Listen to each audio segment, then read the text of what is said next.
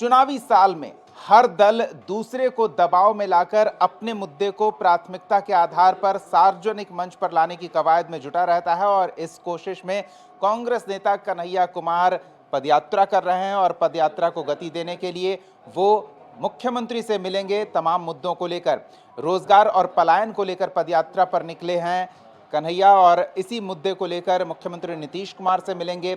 इन समस्याओं के समाधान को लेकर अपनी मांग पत्र नीतीश कुमार को सौंपेंगे। हालांकि अभी हम आपको इससे जुड़ी ताज़ा जानकारी बताएंगे कि क्या कन्हैया कुमार को मुख्यमंत्री से मुलाकात का समय मिला है, और ऐसे में ये जानकारी भी सामने आ रही है कि जो यूथ विंग है कांग्रेस का, NSUI यूथ विंग के सदस्य सीएम आवास का घेराव करेंगे इसी मुद्दे को लेकर। तो एक तरफ नीतीश सरकार ये दावा करती है कि बड़ी संख्या में रोजगार दिया जा रहा है, दूसरी ओर कांग्रेस नेता नीतीश कुमार पर पलायन रोकने और रोजगार देने को लेकर अपना मांग उनके सामने रखते हैं। प्रेस कॉन्फ्रेंस कर इसकी जानकारी साझा करते हैं। क्या कहा गया है वो भी सुनिए जरा। बेकारी की बात करेंगे, शहरी क्षेत्र में 30% से ज्यादा बेकारी है बिहार में, और ग्रामीण क्षेत्र में 9% बेकारी है। लगभग डबल हो गया है पिछले एक दशक में। देश का जो बेकारी दर है, उस बेकारी दर से बिहार का बेकारी दर ज्यादा हो चुका है। किसान आत्महत्या की हालत, बिहार में किसान आत्महत्या नहीं करते थे। जवान हालत की आत्महत्या की हालत, और लोगों के रहने की जो व्यवस्थाएं हैं, आप देखिए कि पटना में स्टूडेंट किन परिस्थितियों में रह करके पढ़ाई कर रहा है, और नतीजा क्या है?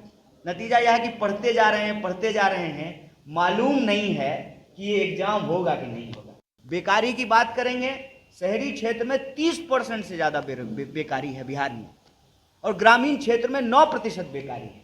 लगभग डबल हो गया है पिछले एक दशक में। देश का जो बेकारी दर है, उस बेकारी दर से बिहार का बेकारी दर ज्यादा हो चुका है। किसान आत्महत्या की हालत, बिहार में किसान आत्महत्या नहीं करते थे। जवान हालत की आत्महत्या की हालत, और लोगों के रहने की जो व्यवस्थाएं हैं, आप देखिए कि पटना में स्टूडेंट किन परिस्थितियों में रह करके पढ़ाई कर रहा है, और नतीजा क्या है? नतीजा यह है कि पढ़ते जा रहे हैं, मालूम नहीं है कि ये एग्जाम होगा कि नहीं। तो चुनावी साल में जिन मुद्दों को एनडीए सरकार अपना यूएसपी बता रही है, जिन समस्याओं के समाधान को लेकर तत्परता से काम किए जाने का दावा कर रही है, उन्हीं मुद्दों पर सरकार को विफल बता रहे हैं कांग्रेस नेता कन्हैया कुमार, और अपनी मांग पत्र से मुद्दों को लेकर सरकार को अवगत कराएंगे। नीतीश कुमार से मिलेंगे। सहयोगी आशुतोष हमारे साथ जुड़ रहे हैं, जरा इनसे समझते हैं। आशुतोष, जो पॉजिटिव पॉइंट है सरकार का, उन्हीं मुद्दों पर सरकार को विफल बता रहे हैं, सरकार को एक मांग पत्र सौंपने की तैयारी कर रहे हैं। चुनावी साल में ये मुद्दों की मारपीट चल रही है शायद। नहीं, आप जिस रोजगार की बात कह रहे हैं और ये कहा जा रहा है कि नौकरी नहीं मिल रहा है, तो फिलहाल तो गवर्नमेंट का पूरा फोकस जो है वो उसी ओर है। अब पिछले दिनों कल ही आपने देखा कि किस तरह से कैबिनेट की बैठक हुई है और 27,000 पदों पर नियुक्ति के लिए जो रास्ते हैं वो खुले हैं।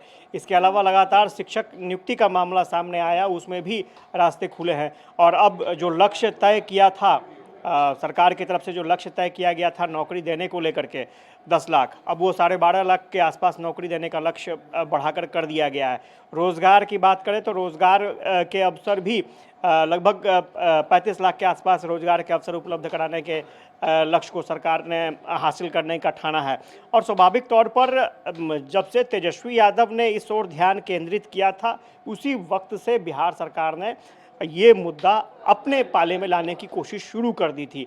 और देखेंगे कि जैसे ही तेजस्वी अलग हुए, उसके बाद ताबड़तोड़ वही नौकरियों और रोजगार की बात जो है वो सामने आने लगी। अब सवाल ये उठ रहा है कि कन्हैया कुमार को कितनी सफलता या फिर कांग्रेस को कितनी सफलता मिलेगी। कांग्रेस जिन मुद्दों को लेकर के आगे बढ़ रही है, उन मुद्दों के आधार पर कांग्रेस को कितना सपोर्ट मिलेगा। हालांकि जो जानकारी मिल रही है, कांग्रेस के NSUI विंग की तरफ से मुख्यमंत्री आवास का घेराव भी कल होने जा रहा है। क्योंकि पदयात्रा खत्म हुई तो अब मुख्यमंत्री आवास का घेराव करेंगे, वहां पर मेमोरेंडम जाके देंगे।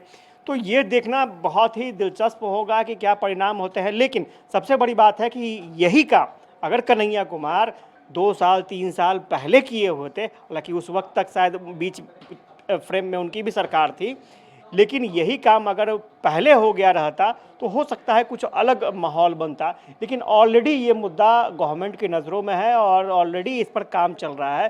तो माहौल आपने एक शब्द का उपयोग किया, माहौल बनता, माहौल बनाने का ही प्रयास हो रहा है ऐसा लग रहा है। तो क्या अभी जो जानकारी है मुख्यमंत्री से मिलने का समय तय हो गया है, ऐसी कोई जानकारी मिल पाई है? नहीं, बिल्कुल कोई जानकारी नहीं है। और मुख्यमंत्री से मिलने का अगर समय तय होता तो फिर इस तरह के अभियान की ज़रूरत नहीं पड़ती और स्वाभाविक तौर पर मुख्यमंत्री से जो चाहे सब मिलते ही अपनी बात रखते हैं। लेकिन फिलहाल माहौल बनाना है तो सीएम हाउस पर घेराव का जो प्रबंध करना है या फिर घेराव करना है तो स्वाभाविक तौर पर एक लंबे दूरी तक मैसेज देने की कोशिश हो रही है और इसी वजह से है कि कल घेराव का कार्यक्रम है। अब कितनी सफलता मिल पाती है वो देखना दिलचस्प होगा। धन्यवाद आशुतोष इस तमाम बातचीत और जानकारी के लिए। तो प्रतिबंधित क्षेत्र में कांग्रेस के यूथ विंग के सदस्य जाएंगे और इन मुद्दों को लेकर जो सरकार अपना यूएसपी बताती है उसी पर सरकार को विफल बताते हुए ज्ञापन सौंपने का प्रयास करेंगे। तो देखना दिलचस्प होगा कि कल क्या होगा। हमारी नजर बनी रहेगी, हर अपडेट आप तक पहुंचाते रहेंगे।